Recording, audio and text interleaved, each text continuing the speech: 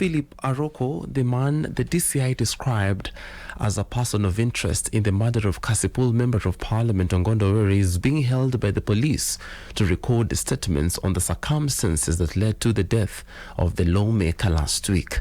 DCI ordered the businessman to comply with the request and surrender himself to the police for questioning. Speaking when he appeared before the DCI last night, Aroko said he had nothing to fear and that he will fully comply to the instructions. He, however, blamed Homa Bay Governor Gladys Wanga for masterminding his arrest so that he does not attend Where's Barrel slated for Friday in Homa Bay County. They summoned me to come. I am here. If anybody has anything that wants to ask me, I'll be ready to answer it. Okay? But I want to tell the people of Homa Bay County that the politics in that county has been turned into madness. It is not politics.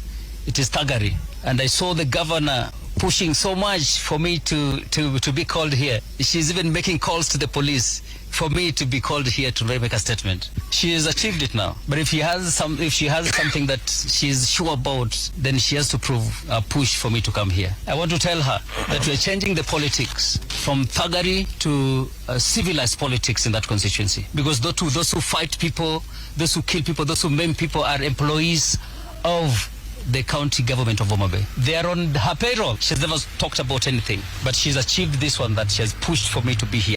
This as leaders attending the requiem mass of the slain Member of Parliament in Nairobi called for speedy investigation as they ramped up plans to upskill their personal security.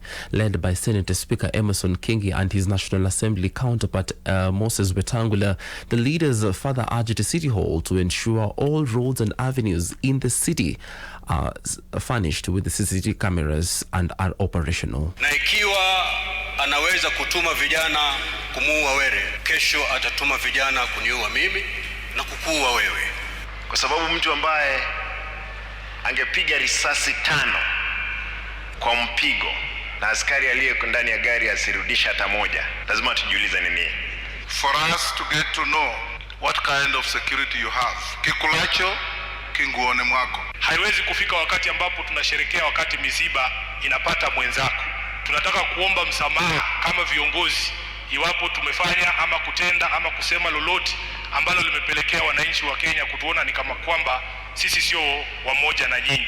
Politicians also have fathers, they are husbands, they have children, they have families, and if you have a problem with a politician, wait for the election and deal with him. Let us not normalize hate against any other human being. MP Were's body will today be airlifted to Kabunde Airstrip in Homa Bay County ahead of his burial on Friday. And black smoke billowed from the chimney of the Sistine Chapel on Wednesday evening, signaling an inconclusive first vote by cardinals locked in the Sistine Chapel in a conclave to elect a new pope to guide the Roman Catholic Church. Thousands of faithful gathered in St. Peter's Square waiting for smoke to pour from a narrow flue of the roof of the chapel at the end of a day rich in ritual and pageantry, with the prelates praying for divine guidance in the secret ballot.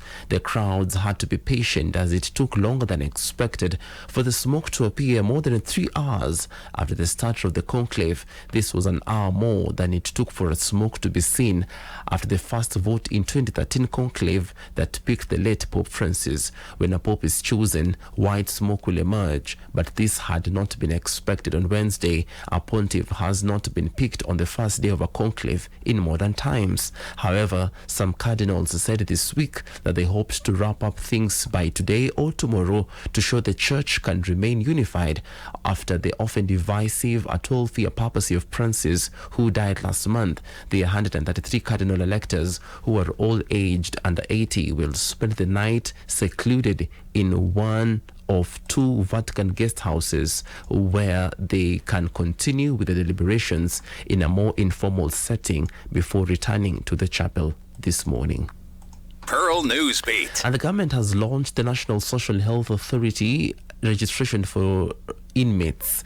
I beg your pardon, the government has launched the National Social Health Authority SHA registration drive for the inmates. The exercise shall be conducted countrywide in all prisons and probation centers in the spirit of leaving no one behind under the universal health coverage. The government will pay the premiums for prisoners through the State Department of Correctional Services. The registration drive, which also includes the national identification, was launched at the Langata Women Prison in Nairobi. Pearl Newsbeat.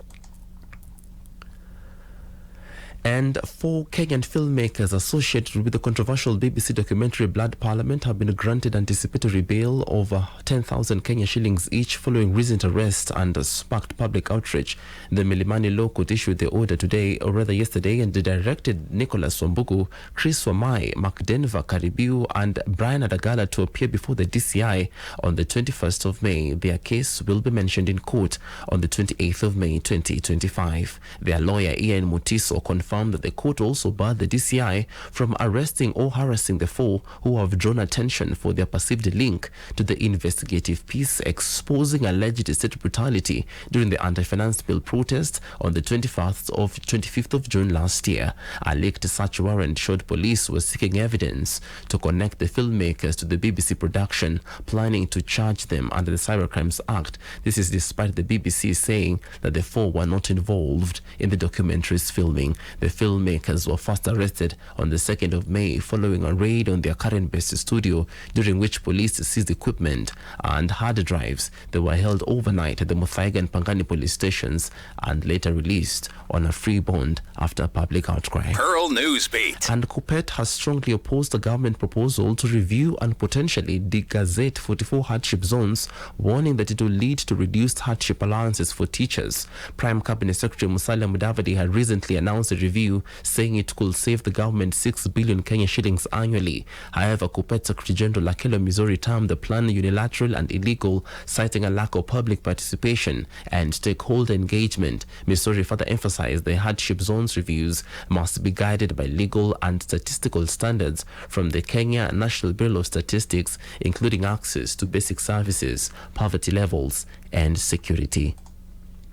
Sisi kama chama tutakubali sehemu hata moja ambayo tayari imeorodheshwa kama hardship kwa walimu iweze. Hardship za walimu zilipatikana kutoka kwa agitation ya walimu, kutoka kwa migomo ya walimu. Kwa hivyo akijaribu hata kidogo tutadeal na yeye kisheria. Any reduction in the current hardship zones must be informed by empirical improvements in conditions of life across all 7 benchmarks set by the National Bureau of Statistics. A minister of this kind cannot take away a benefit that he did not give in the first place.